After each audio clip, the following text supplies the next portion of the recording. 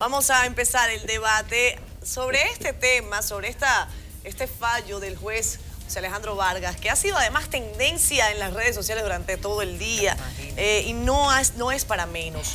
Los que aún no han dado una respuesta oficial son los representantes de la Procuraduría General de la República. No hemos visto hasta ahora un pronunciamiento del procurador, tampoco de la directora de la PEPCA. Más temprano, Laura Guerrero Pelletier, ella dijo, más tarde vamos a hablar de eso. Nos habíamos alegrado porque acá en sala de redacción de NCDN nos llegó un comunicado de la Procuraduría en la tarde y dijimos, bueno, aquí está la respuesta, pero no. Era la designación de la nueva vocero de esa entidad. ¿Y por qué ese cambio hoy? Hubo un cambio hoy. ¿Pero por qué hoy? Pero la directora de la PEPCA creo que dijo que iba a dar la rueda de prensa. Fíjense una cosa, antes de que entremos al debate, porque yo siento que este panel de esta noche a lo mejor le va a faltar como una patica, porque vamos a tratar de buscarle un balance. Y yo voy a poner, ya que la Procuraduría no ha dado respuesta, voy a leer varios tweets de Eduardo Jorge Prats, quien fue uno de los asesores de la Procuraduría, quien ha estado reaccionando y lo veo respondiéndole constantemente a varias personas que era perfecto el acuerdo. Yo lo vi en varios programas de televisión. Fíjense, vamos a ver qué dice ahora. Yo voy a leerlos para ustedes, para que entonces con él arranquemos el debate. La pregunta que tenemos esta noche para ustedes es si considera correcto que se haya declarado inadmisible el procedimiento de homologación del acuerdo entre la Procuraduría y Odebrecht. El señor Eduardo Jorge Prats dice: ojalá Jean Alain Rodríguez publique acuerdo y solicitud de homologación para que el país juzgue la incongruencia de los escasos motivos del juez Vargas. Dice posteriormente el señor Jorge Prats, bueno, le hace una serie de comentarios a Vinicio Castillo, quienes, como saben ustedes, es muy activo a través de la red social Twitter, y él en pocas palabras dice que este acuerdo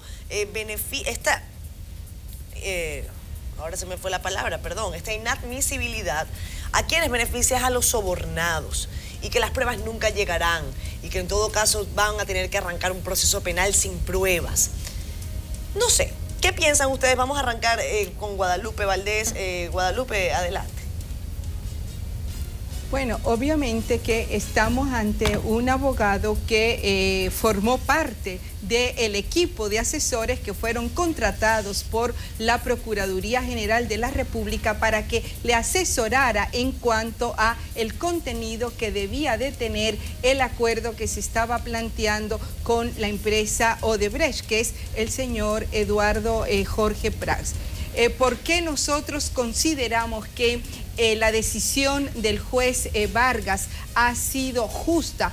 Porque lo que se quería era garantizar la impunidad a la empresa Odebrecht, tratando primero de que se mantuviera como una acción de resolver este grave caso y complejo caso de corrupción, simplemente planteando que con la devolución del doble de lo que habían hecho el soborno, que era de 92 millones, y que ellos pagaran ahora 184 millones, se iba a resolver este caso. Y que además ellos dieran la información de a quiénes fue que se entregó el soborno, una información que se sabe vamos a conocer en el mes a más tardar en el mes de junio, porque así está acordado a nivel de Brasil. Entonces no se ganaba nada con lo que se planteaba en el acuerdo.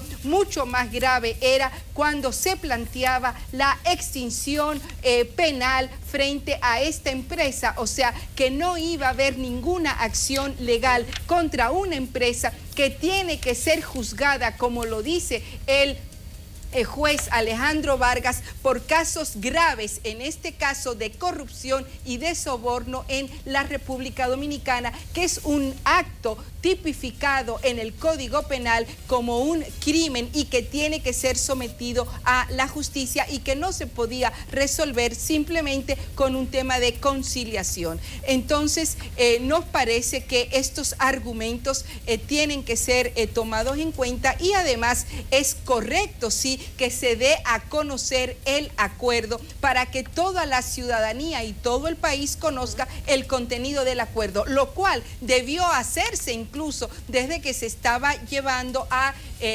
sometiendo a ser conocido por el juez Alejandro Vargas, porque los temas públicos tienen que ser de conocimiento público y no había razón para que no se diera a conocer el acuerdo antes, como ha ocurrido hasta este momento. Yanilda. Mira, la verdad es que yo quisiera brevemente, solamente una línea, leer una de las motivaciones de la decisión.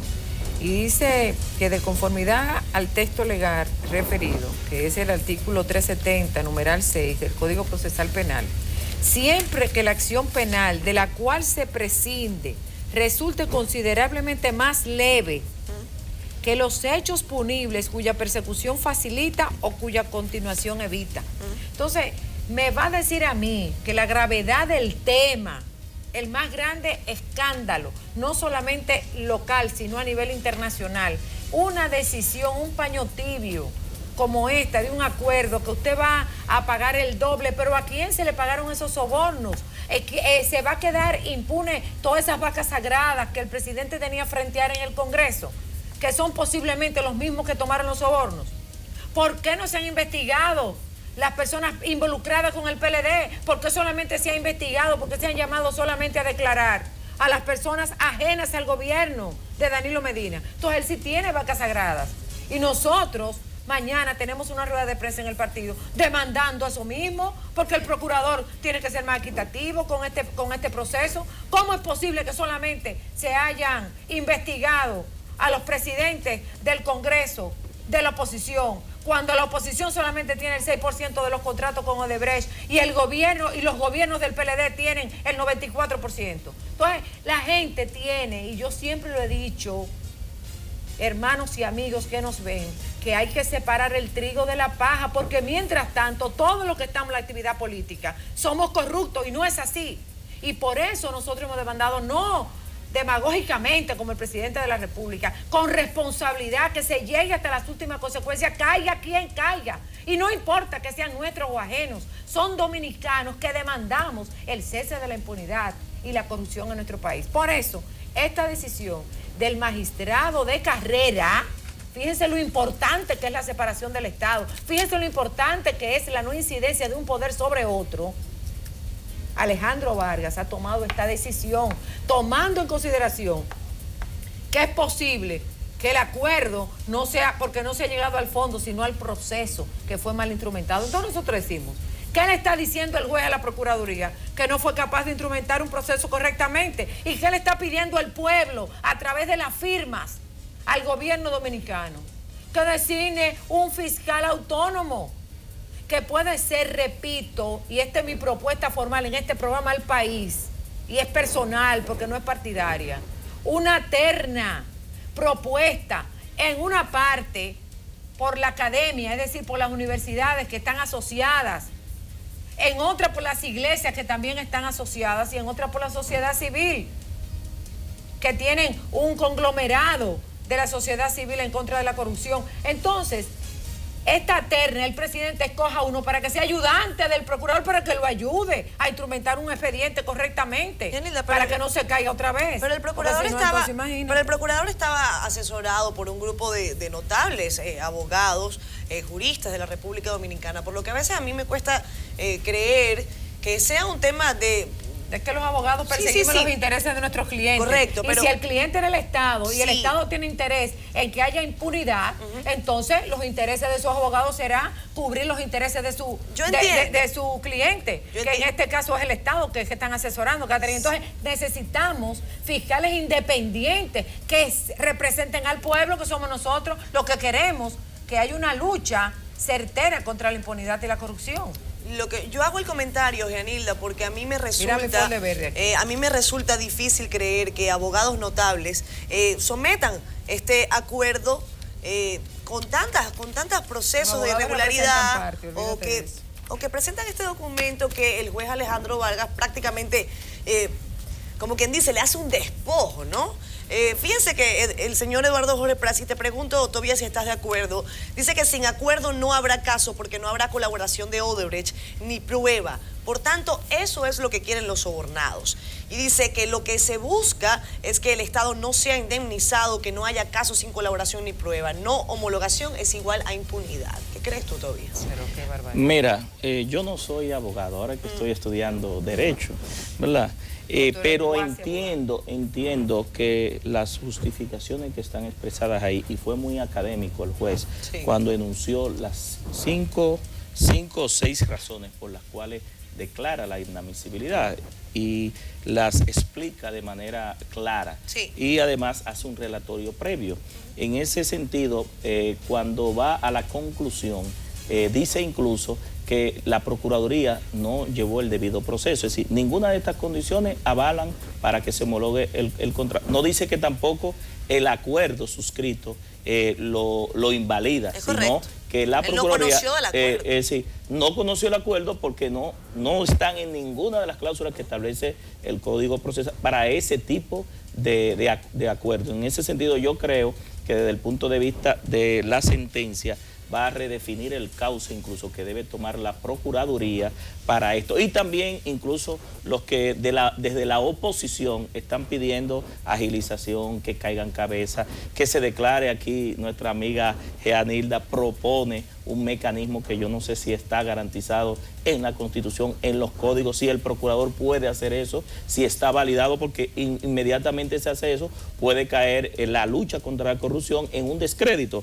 Entonces yo creo que de manera definitiva, no creo que el acuerdo, si no se toma en cuenta su homologación, tumba otras acciones penales que pueden provenir de las informaciones que vayan a ir llegando a partir del mes de junio. Es decir, que en ese sentido, la importancia de la homologación de ese acuerdo para que se someta finalmente a las personas que fueron sobornados, tiene que buscar otro cauce. Ustedes recuerdan que... la parte confesaron que cometieron, señores, que ejercieron el soborno, esto está confesado ya. Usted tiene la obligación de decir los nombres. Y entonces somételo para que usted vea si ellos sometidos no van a decir los nombres. Es que yo no estoy entendiendo esto. Janilda, es que los nombres deben ser... entonces usted no puede confesar. Los nombres van a ser divulgados a partir de junio. Es decir, decir nombre sin tener la sustentación de la evidencia, también podría caer que la misma Procuraduría, el sometimiento pierde el caso. Pero todavía, ¿dónde están los documentos que le fueron allanados a Ángel en su oficina, en la oficina de Odebrecht, que llevaron 2 camiones? Ahí tienen que haber evidencia. ¿Y por qué tienen que dar nombres? Es más, el gobierno sabe los nombres. Y hasta Participación Ciudadana está instrumentando un expediente que tiene los datos y que tiene las pruebas. No me va a decir a mí que el gobierno no tiene los nombres, lo tiene. Eso es impunidad, más nada. Y un show político. Yo creo que lo importante es constatar la gravedad en la que estamos en la lucha contra la corrupción y la impunidad. Esto nos tiene que llevar a profundas reflexiones a la clase política, a los sectores que están gobernando los diferentes poderes del Estado y sobre todo a la ciudadanía, que tiene que mantenerse vigilante y reclamando y exigiendo sus derechos justamente. ¿Por qué? Porque lo que estamos...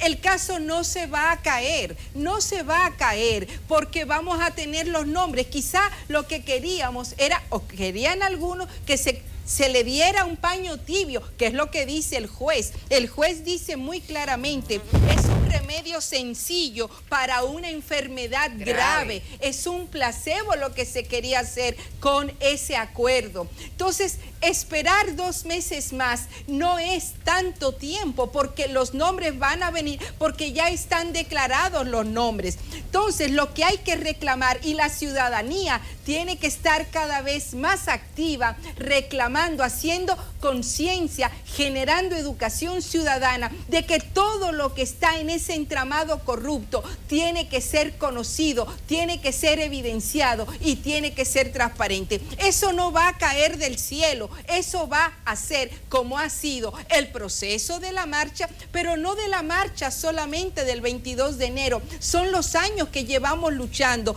a través de los marcos legales, a través de la exigibilidad de transparencia, y ahora con una ciudadanía que decidió salir a la calle de manera pacífica. Y eso es importante, porque es una nueva forma de expresar sus derechos y sus reclamos. Es descabellado pensar, y por eso yo hacía el argumento, Yanilda, para llegar a ese punto. Estos abogados, aunque definitivamente están defendiendo, son parte en este caso del Ministerio Público, de lo que el Ministerio Público pretendía realizar, es descabellado pensar que esta decisión del juez Alejandro Vargas, la Procuraduría sabía que él iba a tomarla, en caso de que, tal y como ustedes bien lo han señalado, es un juez probo, es un juez que prácticamente de carrera. La Procuraduría podía saber que esto iba a pasar. Si fuera competente. La pregunta es, porque esto es un caso que es jurídico, sí, pero también hay un fuerte componente político. ¿Qué es lo que tiene la ciudadanía ahora mismo? Yo pienso la gente que no cree, déjame terminar, Yanilda. La gente no cree en las instituciones, o hay mucha desconfianza en las instituciones. Sale hoy el juez Alejandro Vargas y la respuesta ha sido muy positiva desde el punto de vista de la ciudadanía, que hasta ayer decía que no se podía confiar en las instituciones del Estado, que la justicia estaba podrida, en fin. Allí vemos entonces la respuesta y lo que dicen es, todavía hay gente en la que se puede confiar. ¿No pensaría la Procuraduría que esto podía pasar y desde el punto de vista político la idea sería rescatar credibilidad y confianza en las instituciones? Bueno, ojalá fuera así, Catherine, pero yo pienso que no, porque el discurso del presidente fue una lectura de todas las posiciones de la Procuraduría, avalando todo lo que el procurador había hecho, incluso valorando el acuerdo y valorándolo como que nosotros somos el país que más ha conseguido con el tema de los Odebrecht, cuando no es verdad. Que nosotros somos el país que más lejos ha llegado y que más rápido va a resolver el problema. Entonces, ¿qué fue lo que hizo el presidente? El presidente le dijo, muy bien, procurador, lo estás haciendo bien. ¿Y qué le dijo el juez y la justicia? Esto es improcedente, esto es inadmisible, ustedes están haciendo un tollo jurídico. Aquí se le está poniendo paños tibios, a un cáncer se le están dando aspirina. Eso fue lo que yo interpreto del magistrado, que además interpretó y rescató una cosa que habíamos perdido los dominicanos. El magistrado no sabe, Alejandro Vargas, lo que le ha hecho al país con esta decisión. Esta decisión va mucho más allá de una inadmisibilidad. Es rescatar la credibilidad. Es que ya no creíamos en nadie. Nosotros no creemos ni en nuestra sombra, porque los dominicanos hemos perdido nuestra capacidad de asombro. Eso precisamente es a lo que yo me refiero. Ese fue el argumento que eso precisamente es a lo que yo me refiero, es eso. Sí, pero no va a ser el gobierno que lo va a rescatar, ¿no? Porque el gobierno está dentro del paquete. Yo creo que en el gobierno que tanto esa vaca sagrada que dice el presidente. Yo creo que la política tiene tanto de andamiaje, tanto de... No sé si ustedes vieron House of Cards. Tanta inteligencia al gobierno. Mira lo que pasa, yo pienso lo siguiente. Tienen no sé cuántos años en los procesos, bueno, pero son burdos. Yo creo que la manipulación. Esta decisión lo que evidencia primero es que es importante cuando se plantea la independencia de los poderes y la independencia en este caso de los jueces, y que los jueces tienen que ser designados por su meritocracia. ¿Qué significa eso? Por los méritos que han obtenido en su carrera como jueces y no por intereses políticos partidarios.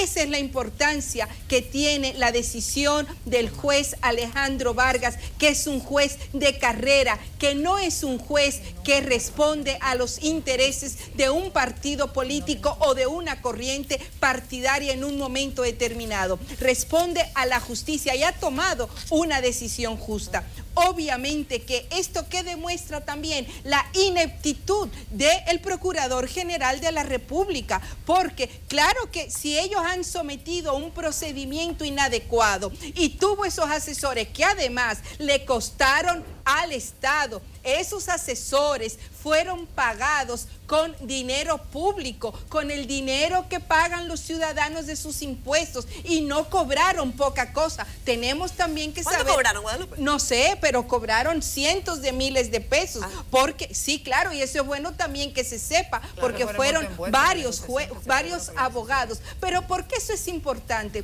Porque eso es parte también de la transparencia, y eso es lo que nos dice lo que le cuesta una acción, cualquiera que sea, del Estado a el ciudadano que lo paga con sus impuestos. Tobias. Mira, yo creo que fuera de los criterios, yo sé que este programa se llama Noticias entre Políticos, un debate de las diferentes posiciones.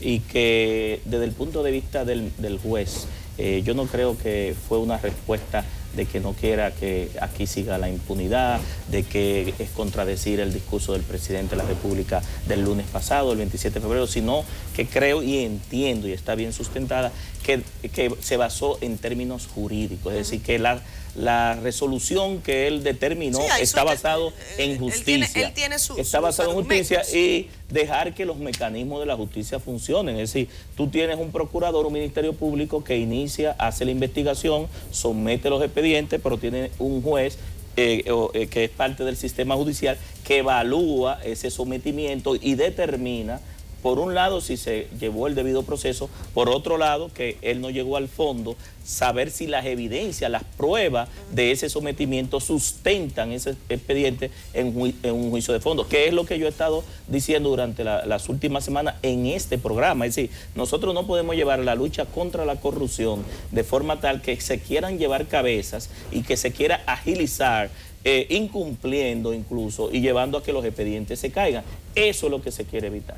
Mira, ¿tú sabes cuántos expedientes se tramitaron en Brasil? 1.200. 1.200 personas estaban involucradas en todo lo que fue el proceso. Se llevó a la presidenta, Dilma. Hay dos. Entonces, nosotros no estamos diciendo vayan rápido, ni vamos como caña para el ingenio. Por lo menos nosotros estamos diciendo, muéstrenle al país una intención seria de que esto va a llegar hasta las últimas consecuencias. Muéstrenselo al país. Que nosotros no estamos viendo eso. Hay un tema que no ha sido tocado en todo esto del acuerdo y es el tema de la sobrevaluación de las obras. O sea, una cosa fue el monto del soborno, que ya eso se sabe, que fueron 92 millones de dólares. Vamos a recordarle a la ciudadanía que son más de 4.200 millones de pesos. Eso es más que el Ministerio de la Mujer, de Cultura, de todo el año.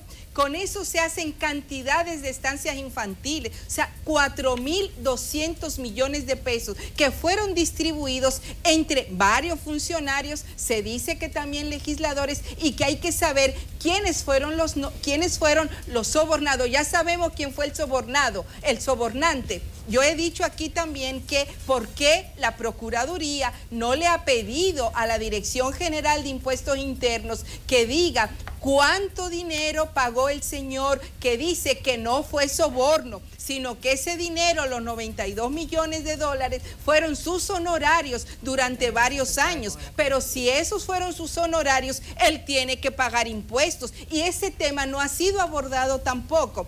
¿Qué pasa con los 30 millones, Guadalupe? Recuerdan que cuando se inició todo este proceso del acuerdo y se hablaron de esos 184 millones de dólares que Odebrecht debía pagar, porque ese fue el monto acordado, porque es el doble de lo que sobornó la empresa a funcionarios dominicanos, se dijo que ya Odebrecht había pagado 30 millones de dólares. Bueno, es que eso fue una nota de prensa, eso fue una declaración. Sí, yo creo que estaba expensa de la homologación, creo que y no se podía. Pero es que se dijo que ya se había pagado. Incluso uno de los comentarios y los análisis que hicimos acá fue cómo se paga algo que todavía no está homologado. Y que es una multa, además, no es simplemente que ellos decidieron devolverlo, es que es una multa y que por eso tenía que pasar a través del juez. Incluso cuando el procurador de la República dice que ya se hizo, muchos de nosotros planteamos y se comenzó a plantear que ese acuerdo no podía considerarse válido hasta que no pasara por un juez, que era el que lo tenía que plantear, que tenía que tomar la sentencia en ese sentido. Entonces realmente estamos ante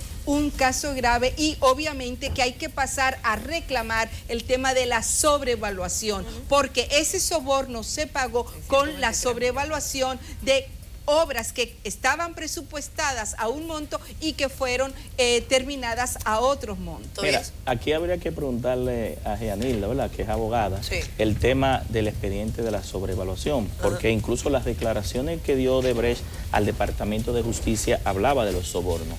La condena que tuvo que pagar, ¿verdad?, a Estados Unidos por el tema de los negocios ilícitos que se dieron con esos sobornos. Que también hubo un acuerdo con eso. Exacto, hubo un acuerdo y estaba basado en el soborno, no en el tema de las sobrevaluaciones. Entonces, todo lo que se ha desprendido de las investigaciones ha sido por soborno.